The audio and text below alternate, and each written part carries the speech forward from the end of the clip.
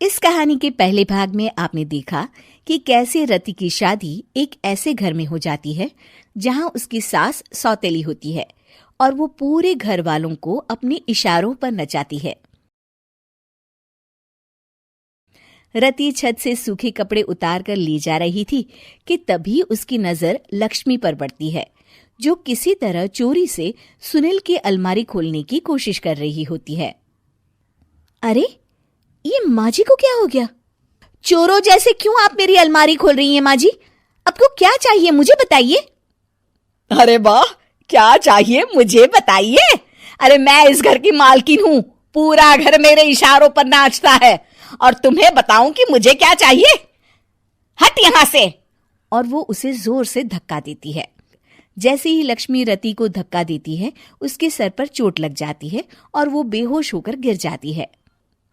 रति के आसपास पूरा परिवार खड़ा रहता है।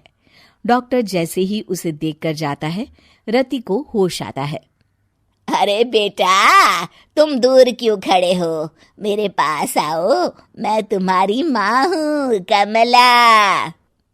रति के मुंह से लक्ष्मी सारंग की माँ का नाम सुनती है तो हैरान सी रह जाती है। क्या बोला रति बहू? चुप कर डायन, तूने मेरे पति और बेटे का हाल बेहाल कर दिया। अब तू मेरी बहू को भी गुलाम बनाना चाहती है? रुक, अभी मजा चखाती हूँ। ये कहकर जैसे उसे पकड़ने की कोशिश करती है, लक्ष्मी वहां से भाग जाती है। लक्ष्मी के जाने के बाद रति अपने ससुर और पति की तरफ देखकर मुस्कुरा देती है। दोनों समझ जाते हैं कि ये रति की चाल है। अगली सुबह लक्ष्मी का पति खाना लेकर खेत में जाने के लिए निकल ही रहा होता है कि लक्ष्मी उसे रोक देती है। अरे कहाँ चल दिए खाना लेकर? आज घर का काम कौन करेगा? तभी पीछे से रति आ जाती है और जोर से चिल्लाती है।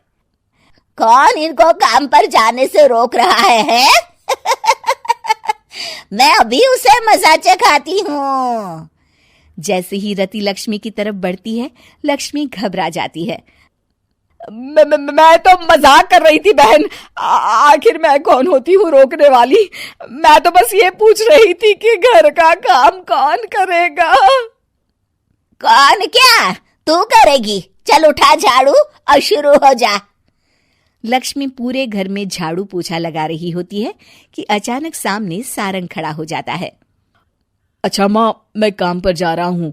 रति के मामा की फैक्ट्री है, मैं वहां आज से मैनेजर के तौर पर काम करूंगा। सैलरी भी अच्छी है। अरे सारंग, तुझे क्या जरूरत पड़ गई काम करने की? और बेटा तू बाहर काम करेगा तो इस बड़े से घर को मैं कैसे संभालूंगी? अभी तो पूरा काम बाकी पड़ा है। तभी वहां रति आ जाती है। अरे बेटा सारंग, जा, नौकरी पे जा रहा है ना, जा। और हाँ, आते वक्त घर के लिए सब्जियां ले आना। ये लक्ष्मी बैठी बैठी मोटी हो रही है, जरा काम भी तो कर ले। सारंग के जाने के बाद, अच्छा लक्ष्मी, सुन जरा यहाँ। लक्ष्मी अपनी बहू रति को सारंग की पहली माँ जो मर गई है वो समझकर उसके पास जाती है। अरे बहन, ऐसा क्या हो गया जो तुम्हें वापस आना पड़ा? मैं तो बड़े ही प्यार से इस परिवार को चला रही थी।